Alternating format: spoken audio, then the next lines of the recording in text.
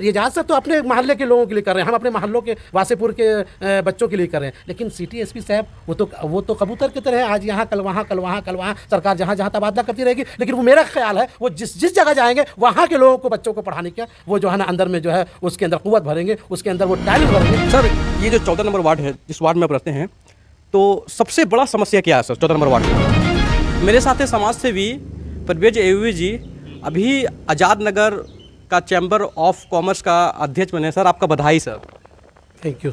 समाज के लिए बहुत ही कार्य करते हैं, पूरा वासेपुर के लिए, हमेशा वासेपुर का आवाम के लिए खड़े रहते हैं। Sir welcome sir news mission में। जी शुक्रिया।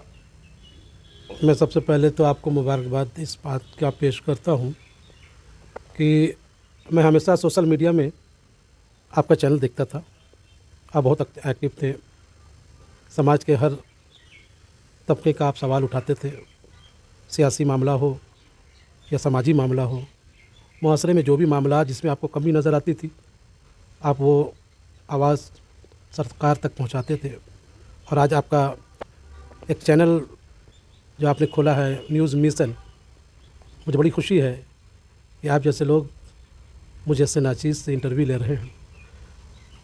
अल्लाह ताला आपको और भी सामाजिक काम करने का और इस तरह के लोगों की जो ख्वाहिशात है वो सरकार तक पहुंचाने का आपने जो मिशन कायम किया है उसको आगे ले जाने के लिए मैं आपको बधाई देता हूँ। सर मेरा दर्शक को आप पूरा अपना परिचय दे सर। ऐसे मैं वासेपुर कमर मख्तूमी रोड का रहने वाला हूँ। मेरा नाम इबादुर रहमान अय्यूबी है, लेकिन लोग मुझे परवेज़ अय्यूबी के नाम से जानते हैं।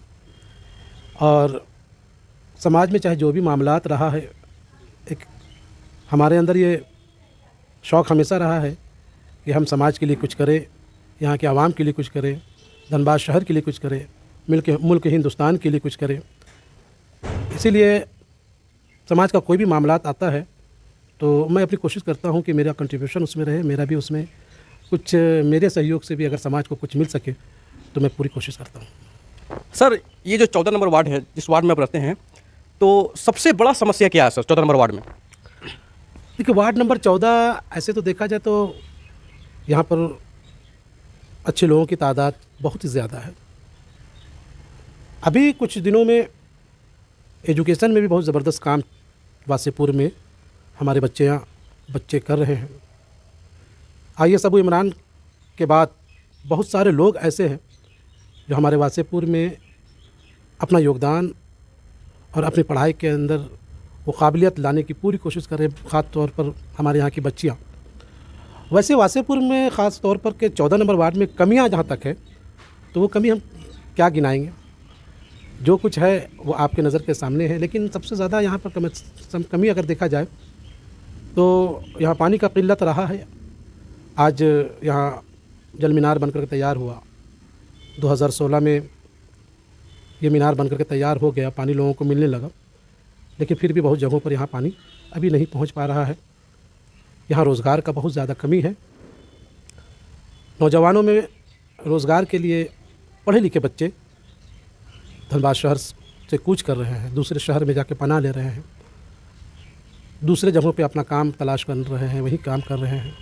जबकि ये कैपिटल है, धनबाद शहर कोयला राजधानी कहलाता है। शहर को ये बहुत ज़्यादा जो है, बल्कि अगर देखा जाए तो हिंदुस्तान में ये शहर जो है ना, बहुत से लोगों को जो है शहर का जो पैसा है वो यहाँ के लोगों को काम नहीं आ रहा, बल्कि दूसरे लोगों को काम आ रहा है। ये सब कमियां हैं हमारे यहाँ। जी सर, ये जो न्यूज मिशन है ना सर, तमाम जो समाज सेवी है धनबाद का, सबको एक प्लेटफॉर्म पर करना। और न्यूज मिशन का मकसद है सर, धनबाद में सबसे बड़ा समस्या प्रदूषण, दूसरा सबसे बड़ा समस्या है पानी, और तीसरा सबसे बड़ा समस्या है ट्रैफिक का बहुत ही ज़्यादा प्रॉब्लम है धनबाद में। सर इस पर आपका क्या राय है सर? देखिए वार्ड नंबर 14 तो आप पूछा था इसलिए मैंने जवाब दिया, लेकिन ये धनबाद ही का नहीं बल्कि ट्रैफिक का मामला हर जगह है। धनबाद में ख़ास तौर पे यहाँ रोड सड़कें नहीं हैं, और जो काम यहाँ पर ज़मीनी स्तर पर होना चाहिए था धरातल पे होता नहीं है। गया पुल हमेशा जाम रहता है, क्योंकि ये एक ऐसा रूट है जो शहर धनबाद से लेकर के रांची तक को जोड़ता है, तो ट्रैफिक का समस्या इसलिए हमारे यहाँ ज़्यादा है। दूसरा ये देख लीजिए कि अभी लोग जो है DC साहब ने जो है ये कहा था कि यहाँ जो है गया पुल के पास से एक रोड दिया जाएगा, अंडरपास दिया जाएगा, और उसके बाद जो है बरमसिया से जो है वहाँ से भी जो एक रास्ता दिया जाएगा। फिर अभी यहाँ गोधर से लेकर के वासेपुर कमर ये आरा मोड़ से एक ब्रिज दिया जाएगा। तो ये सब पिछले कई वर्षों से सुनते आ रहे हैं, लेकिन अभी तक जो है ज़मीनी स्तर पे काम जो है ज़ोर शोर पर नहीं आया है। और मेरी कोशिश रहेगी कि सरकार तक जो है आपके माध्यम से, न्यूज़ मिशन के माध्यम से ये आवाज़ सरकार तक पहुँचे कि जिस तरह के और शहरों में जो है प्रगति के साथ जिस तरह तेज़ रफ्तार से जो है विकास का काम हो रहा है, ख़ासतौर पर ट्रैफिक समस्या पर, तो उस तरह धनबाद में भी होना चाहिए। दूसरी धनबाद की जो है उनसे भी मेरी गुजारिश रहेगी कि ट्रैफिक पे ख़ास तौर पे ध्यान दें। ये सिर्फ एक आराम बैंक मोड़ से लेकर के गया पुल तक का जो ब्रिज है, ये एक वाहिद ब्रिज है जो आपको है धनबाद से लेकर के रांची तक को जोड़ती है। इसके अलावा भी और कुछ इसका जो है दूसरा विकल्प होना चाहिए था, तब जाके ट्रैफिक का मामला कुछ अस्थिर होगा। सर 2 सवाल इसमें और था सर। प्रदूषण का भी बहुत बड़ा समस्या सर धनबाद में सर, और जो न्यूज़ मिशन है ना सर, इसका मकसद है कि प्रदूषण धनबाद में ख़त्म होना चाहिए। धनबाद का प्रदूषण का जहाँ तक मामला है, आपको ये कहना तो आसान है कि जो है प्रदूषण ख़त्म होना चाहिए, लेकिन ये कोयला राजधानी है जी। और कोयला से निकलने वाली जो प्रदूषित धुआं है, जैसे ज़मीन में आग लगी हुई है, इसका धुआं जी सर देखिए ऐसा है सर कि अगर ट्रक जा रही है, कोयला लोड है, वही मैं तो भरा पूरा कोयला रहता है, पूरा भरा हुआ पूरा गाड़ी में कोयला रहता है सर।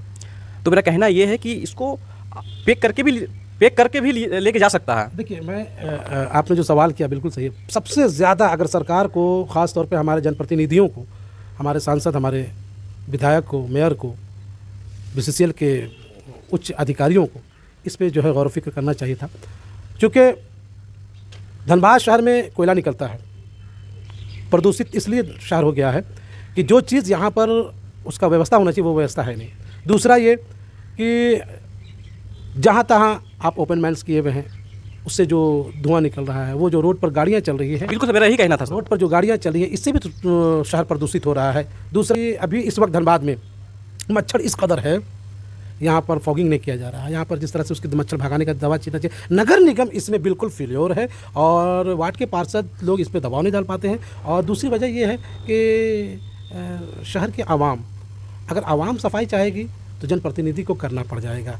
आवाम अगर चाहेगी कि हम नीट एंड क्लीन रहे, हमारा इलाका साफ़ सुथरा रहे, तो जनप्रतिनिधि को करना पड़ेगा, चाहे वो BCCL के उच्च अधिकारी हो, चाहे हमारे धनबाद के जनप्रतिनिधि हो, चाहे वो निगम के हो, इन लोगों को करना पड़ेगा। ये चीज़ आवाम थोड़ा सा बेदार हो जाए कि हमें अपने घर को साफ़ रखना है, हमारे घर के सामने कचरा है उसको साफ़ रखना है, हमें कचरा फेंकना है तो वहाँ पर जो डस्टबिन है वहाँ फेंकना है, और उसके बाद सरकार से ये काम लेना है, तो ये सरकार से ली जा सकती है। सरकार सिर्फ वादा करती है, उस वादे को पूरा करने के लिए आवाम को उससे पूरा करवाना होता है।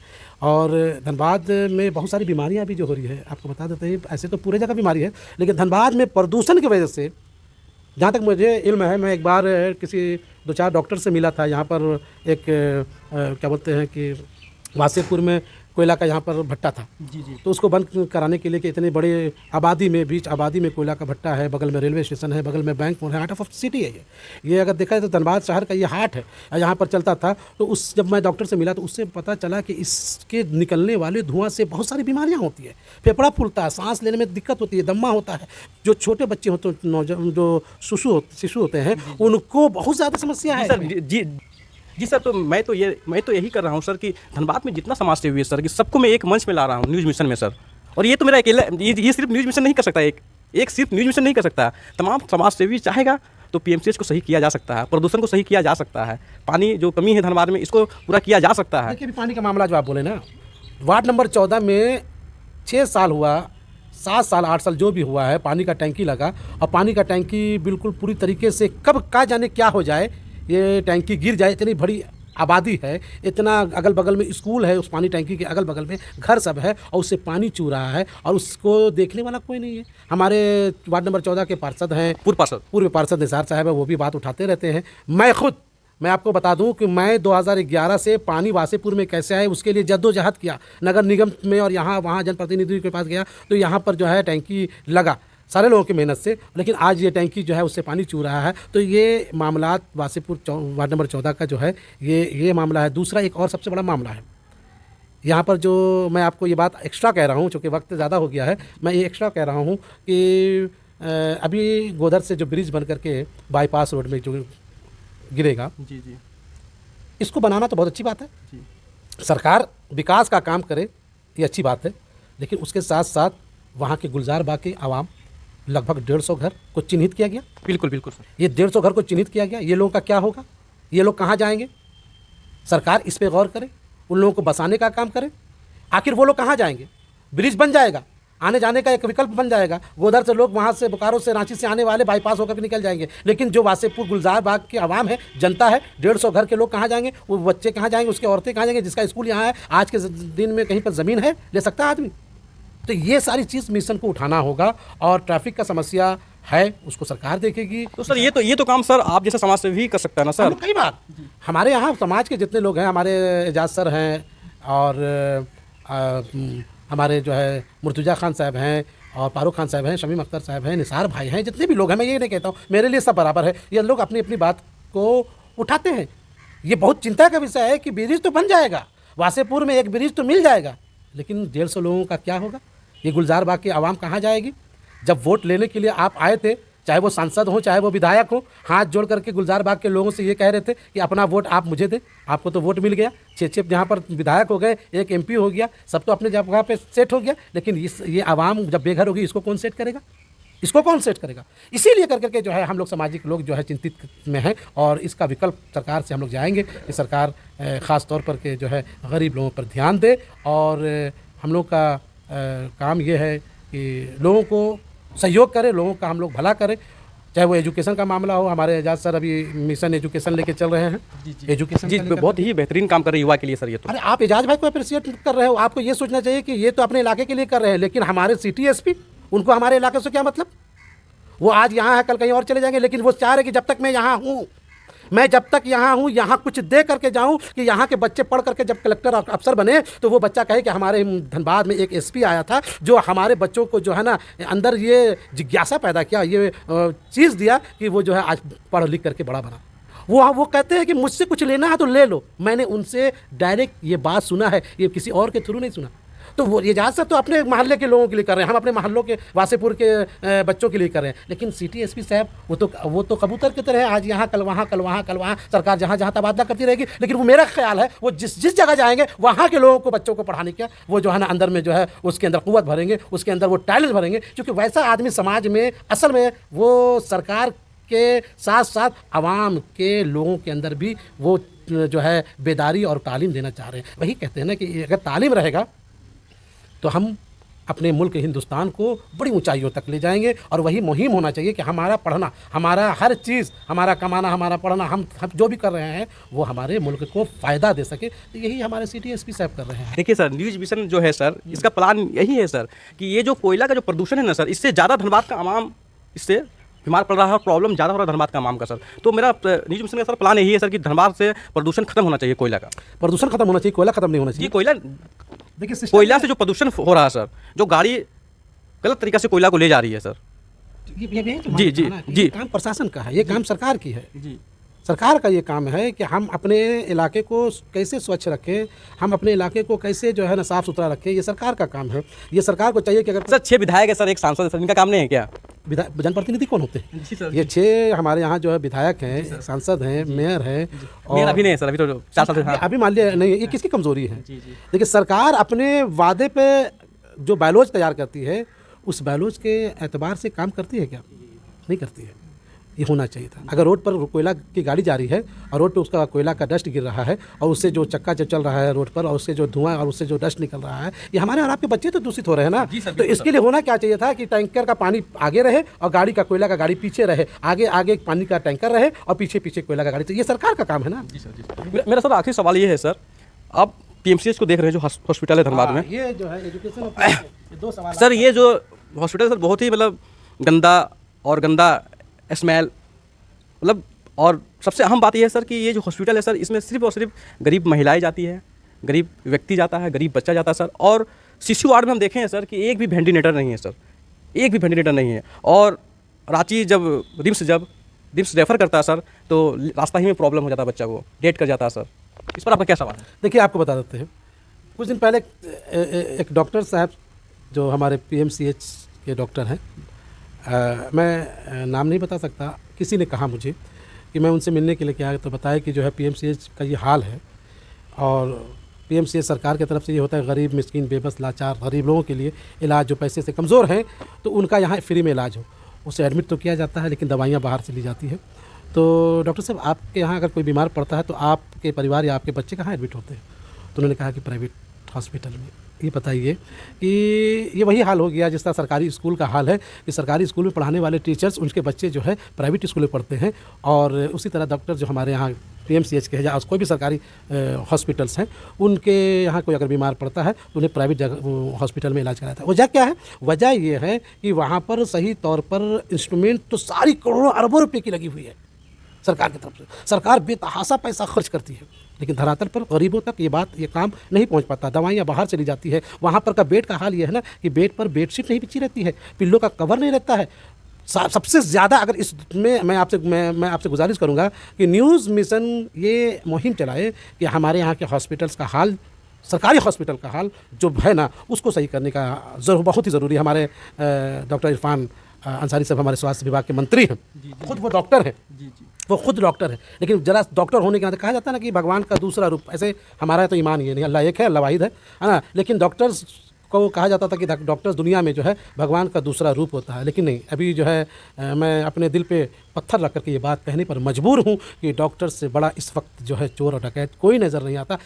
कुछ लोग अच्छे हैं जो हर विभाग में होते हैं, हर विभाग में, उसमें कुछ डॉक्टर अच्छे हैं जो निःशुल्क और फ्री में इलाज करते हैं और दवाइयाँ भी खुद से लेते हैं, लेकिन अधिकतर डॉक्टर गरीब को लूट रहे हैं। मरे हुए पेशेंट तक को वो लोग उसके घर वालों से पैसा लूटते हैं। ये मामला प्राइवेट हॉस्पिटल का तो मामला बिल्कुल अलग है, लेकिन सरकारी हॉस्पिटल में सरकार की तरफ से बहुत सारे इंस्ट्रूमेंट हैं, दवाइयाँ हैं, यहाँ तक कि आप बैंक मोड़ में एक जगह पे आप जाइएगा ना तो फ्री में दवाइयाँ मिलती है और अच्छी कंपनी की दवाइयाँ मिलती हैं, लेकिन आवाम तक नहीं पहुँचती, गरीबों तक ये नहीं पहुँचता है। तो ये ज़रूरी है कि जो सरकारी हॉस्पिटल्स है उसकी जो है उस पर ज़्यादा गौर फिक्र करें। ये न्यूज़ वालों को चाहिए था कि सरकारी संस्था, सरकारी हॉस्पिटल्स पे जो है ज़्यादा ज़ोर शोर दें, क्योंकि हर लोग सबसे ज़्यादा बीमार पड़े हैं। ये अभी आपने कहा प्रदूषण से क्या बीमारी होती है, प्रदूषण से सबसे ज़्यादा तो फेफड़ा आपका जो है सड़ने लगता है। जितना एक सिगरेट आप पी करके ये आप अपने फेफड़ा को नहीं जला रहे, उससे ज़्यादा आप एक बार सांस ले रहे हैं ना इस कोयला के प्रदूषित धुआं से, आपका फेफड़ा फूल रहा है। और फिर वही पेशेंट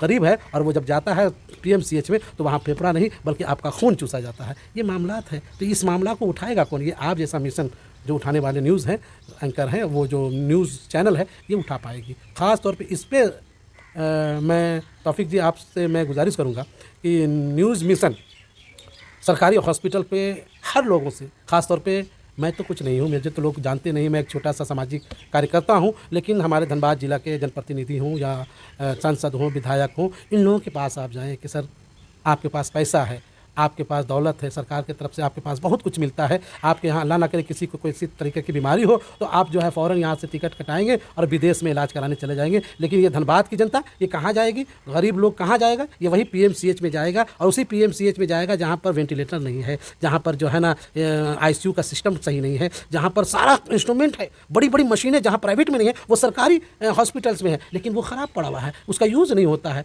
वो सब कौन देखेगा सर? सर आप लोग जनप्रतिनिधि हैं, ये चीज़ हम लोग भी उठाएंगे। जी सर, मैं बिल्कुल जाऊंगा। मैं धनबाद में अच्छे विधायक है सर, मैं जाऊंगा, माननीय सांसद दुल्लू महतो जी के पास भी मैं जाऊंगा, बात को मैं रखूंगा ये बात को। Thank you sir. News mission में